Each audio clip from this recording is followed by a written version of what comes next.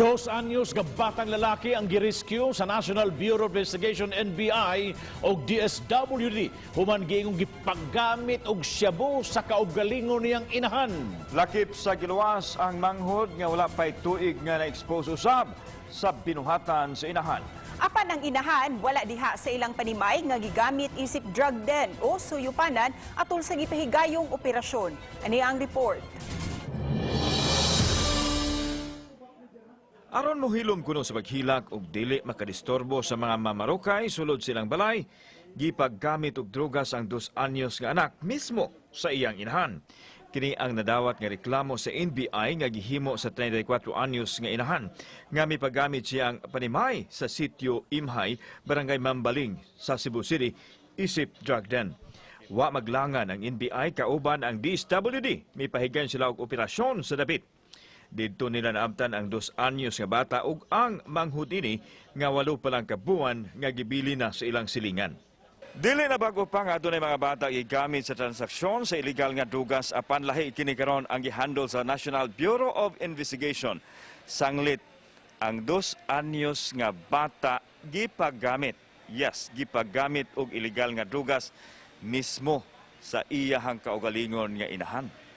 Dili siya normal behavior sa 2-year-old bitaw, na usually jolly, pagkugos pa ginagawa, dula-dula. Mura na siya kuan.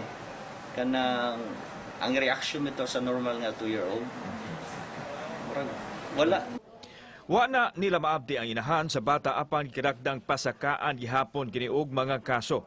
Gikustudiya na karon sa DSWD ang mga bata og ipahiling aron masuta ang pasangil nga gipagamit kini og shabu. We were shocked to learn nga gipagamit ni nga bata mismong kagulingon yang anak. That is very abhorring.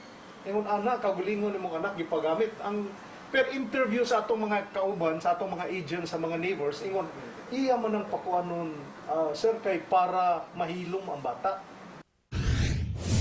Samtang 7 ka mga tawo na sikop sa pagpangrunda nga gihimo sa laing drug den nga nimutan dito sa Punta Prinsesa nga konektado usab sa Barangay Mambaling, Cebu City. Duha kanila ang magtiayong drug den operator nga migamit sa minor de edad kuno nilang anak isip courier.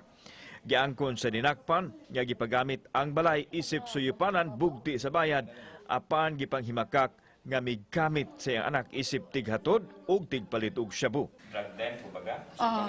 Okay, suyupanan. Nya asa man po kamukuha supply nga ipasuyop nila? Sa silingan na sir, mong ko. So ikay tikuha og supply? Nang suguon ko sir, na masuguon ako mong kuan ko kay para malibre rasag ko, mangyawat sag ko sa. Kauban si Cleofer Lumayag, ako si Alan Domingo. Balitang Bisdak.